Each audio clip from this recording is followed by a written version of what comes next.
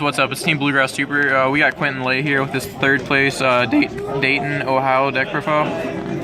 He played SS3 red blue, right? Yep. All right, what do you got? I mean, it's nothing really too special. You know, Son Goku SS3. I mean, you kind of not much of an explanation. You cheat energy, and then you cheat energy some more. I mean, kind of the best leader. I completely understand why they banned it. They should have done it a long time ago, but it was actually a necessary evil to help curb Storm because I feel like it's one of the best defensive options versus it. Again, nothing too crazy. This is actually an edit of Matthew Combs' list. It's basically 2 or 3 cards different, so it's nothing too crazy, but we can go ahead and go through it anyway, and we can talk about some of the card choices. Boost Attack Piccolo, I mean, it's a super combo, there's not much to talk about. Some people do Kibito Kai, but I think in blue-red, you kind of want to just have every edge you can offensively, so I just stuck with the boost. And now for, again, the Matthew Combs Spice, which was Sidra.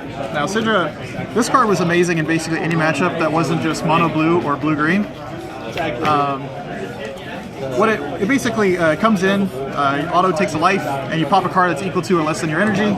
I never got to play against Storm, which was funny because deck is meant for Storm, but Pretty good. in the mirror it was actually incredibly powerful. Popping stuff like Kefla on turn 5 is just ridiculous. Raging Spirit Son Gohan, sure, it's like your bodyguard card. You know, you play 1 mana 10k, comes into play, kind of really strong. Helps put out some pressure against Storm. You can kill Goshens with it, or you can just go for game. Again, I didn't play against Storm, so basically in every matchup, this was a very, very strong card. Always had a good showing. Maybe not Matthew Combs' Spice, but certainly not a very common thing to play was Vegito. I think the 3 was a perfect ratio to play it at least in main deck. Even against stuff like mono blue and blue green, this was still handy sometimes, not the best card. I usually would side it out in those matchups, but in the mirror, like, it was really, really strong. So you were basically forcing your opponent to have Chain Zeno or have Frost in the side to actually deal with this card. You just swing and you just sit there. Mafaba also is really, really strong versus this. I beat a lot of my opponents by Mafabaing their Vegito and going in. As you can expect in blue-red, you're going to be playing the Chain Zeno combo. Not much to say about it other than it's incredibly powerful. Every time I played this, I mean, it was pretty good. Usually I was able to play it on Awaken, so then I get to play it and then Awaken, and it was a huge blowout most of the time I did that. Sensibine, probably the #1 card probably in the entire game right now, at least pre-World Martial Arts Tournament. It probably will still end up being the best card in the game, but you can use it offensively, defensively, and it's just like, it's one of your few ways to help temper the Storm, because there's not many ways to do that if you're not playing Nimbus. So this is your best way to do that, extend plays, you know, it just kind of does everything. This was a bit interesting. It was 4 main deck weakness coercions.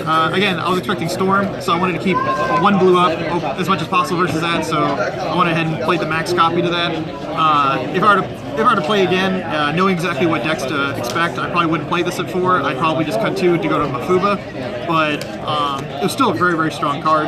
It's just, again, in certain matchups, like against mono blue, it was just okay at best. So very strong versus aggro. Intensifying Fire Trunks, your Awakening card, and Pressure card.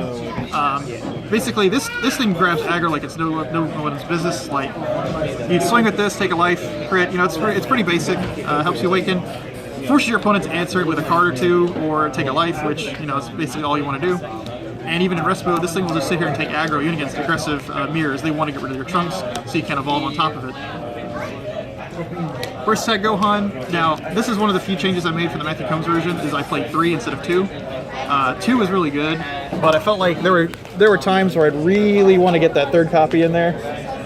And to do that, I had to cut down a Kefla, which I didn't think was going to be needed, because if I go against Storm, I'm not going to get to turn 4 or 5 to play her. So I played 3 of this. This card is amazing. Every time you play this card, your opponent is just like is already like suffering really hard, and it's another crit on top of your trunks. So it ends up putting a whole lot of pressure, and you get all your card advantage back after a Chain Zeno. 4 Chain Attack Trunks, all part of that combo, and you can also bring in Gohan with it. Incredibly strong card. I mean, not much to be said other than that, you know, I tried to max out my copies of it. I was originally doing 3, switched to 4. Felt like it was more necessary to have it than, like, because these recycle every time you chain Zeno, but I felt like having more copies was still more important than maybe some cards of higher value outside of those combos. 4 for Seeing Hit. This card was an all-star. You can ask a couple of my opponents what we played. In one game, I ended up hitting him 3 times. Very unfortunate for him, but this card is incredible. One of the strongest battle cards ever printed. Definitely is a good enough reason to play red alone just for this card. Ripping 2 cards each time is just incredible. Unbreakable Goku, another very popular card. In SS3, there's really no reason not to play this card as a 4 of. It's just an extra 1 mana 10k combo that draws. It's a free super combo in the sense that like you're already untapping 3, so tapping 1 for it is not really a big deal, and you get card advantage. And of course, if you flip it off your life in blue-red, there's no disadvantage because you're charging red anyway. 2 Kefla. That was originally the Matthew Combs version plays 3. Again, I cut to 2. This card is really good. It kind of can't enough cannot be said about how good this card is. It's basically my only late game bomb that isn't just constantly hitting my opponent with the Seeing Hit. This thing is basically demands either a response or a bunch of negates to get rid of it.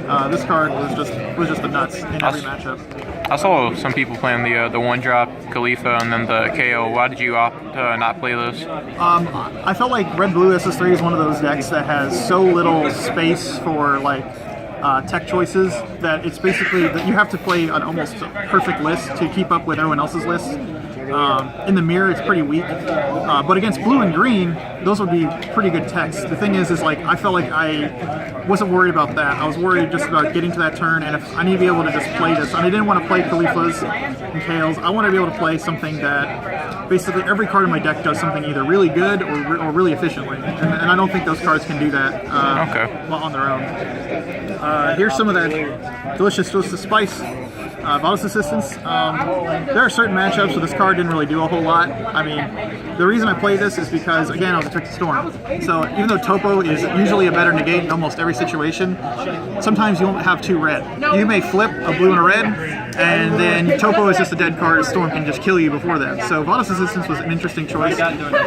Restanding this when your opponent's trying to kill it or hit was really frustrating for them. They were basically forced to play a removal right away, and if they didn't have it, this just gave you so much value. It's a very interesting card, but I'd probably side it if I were to play again. And finally, the 2 Overwhelm choices. The deck originally called for 2 Fu, but I felt like 1 Mass Saiyan would be good enough to bridge the gap, and I was very right on that estimate. I almost never sided out one or the other, unless my opponent was playing Mono Blue or Blue Green, and then I would side out the Mass Saiyan for Scientist Fu. Okay. So nothing too crazy about it. I mean, it's kind of like you play about 2 Overwhelm just so you don't automatically get them in your life. It happened a couple of games, but in those games, thankfully, it did not matter. Okay. Are there any things that you would change in the deck? I would change quite a bit. I'd mostly stray away from the hard defense that I went for. The side deck is nothing too crazy. Like, you have your Mothaba. This card's amazing. This is something I would 100% main deck from now on. I only sided it against, again, because of Storm. Because against Storm, this card is good, but not great. And you don't want to pay 2 energy to do an okay play against a deck that has so much value. I'd probably cut 2 coercions for this and play that. Okay. 4th copy of Vegito. Again, Storm never showed up in my matches, thankfully, but this would have came in for maybe something that's a little less valuable, maybe like one of my Raging Spirit Gohans. I don't think so. Digging Deeps were really good in the side deck. In the mirror, basically in everything it is in Storm, I would sometimes bring these in, especially against stuff like Mono Blue and Blue Green to help put pressure on all their cards. Because you just swing at this, immediately take a life, and your restands becomes 20k. So it's already threatening Vegito with 1 swing, and it's just going to keep doing it unless they bean it or negate. So it's like, if that wasn't there, then you can also just put your pressure on your opponent. I did end up, one of my games I won was just chaining attack this into play and just killing them with those 3 cards. Here are the Topos. I mean, these came in basically every time Bottle Assistance came out, which would be against any Slur matchup. I basically against Mono Blue and Blue Green. This card is really good versus them. Again, it's another thing that threatens Vegito right away with its swing, and if it kills it, it restands. Terrasalt Frost, I couldn't find my second copy. I brought this in every single time versus Blue and Blue Green. As you can probably tell from what I'm talking about, a lot of my cards had to come in for it. About 9 cards I'd bring in every time I played against Blue and Blue Green, because my deck was meant for faster decks, not the slower control deck. 3rd Kefla, again, this would come in for basically matchups where I feel like I needed to draw that badly. So in the blue-red mirror, this was a really strong choice. I didn't like it against blue-green, but against mono blue, I sometimes brought it in when I feel like I needed the space. Against people who weren't playing Mothra, like this swings. I mean, Mothra is really good versus it, but you still get a draw, and you're still forcing your opponent to have it. Lightning fast hit. I really wish I brought this in on a couple of games. This was meant for the cheeky Storm matchup. A lot of people go to 2 in Storm. Now SS3 Storm is a little bit more defensive, but you might be able to cheese them down to 2 and then just evolve this for game. I had a couple opponents that if I had put this in my deck, they would have lost, but at the same time, I didn't want to risk the inconsistency of this card. It's very good, but sometimes you just need something a little better. Cronoa, this replaced the other Terror Assault Frost. It was just something I could add because at last minute, I didn't expect to see a lot of yellow, but just in case, you never know. And then the other 2 copies of the 2 Overwhelms. This was just changed back and forth based on the matchup. Not much to explain. They're very good cards. All right. Is that all for your deck? Yeah. I just want to give a shout out to Through the Decades. They're probably the best card shop in the entire city. I want to give a shout out to Cardinal and everyone else anyway, because I feel like this city has brewed some really, really good players, and I feel like without all the play testing out the local scene here, I don't think I would be able to succeed in any way, shape, or form. Some luck definitely went involved, but I have to thank everybody who I play with and play test with regularly. Okay. All right, man. Well, thanks for the deck profile. Well, thank you. All right, guys. Thanks for watching. Be sure to leave a like, subscribe, some comments if you want to, and be sure to check out some more of our content. All right, guys. Peace out.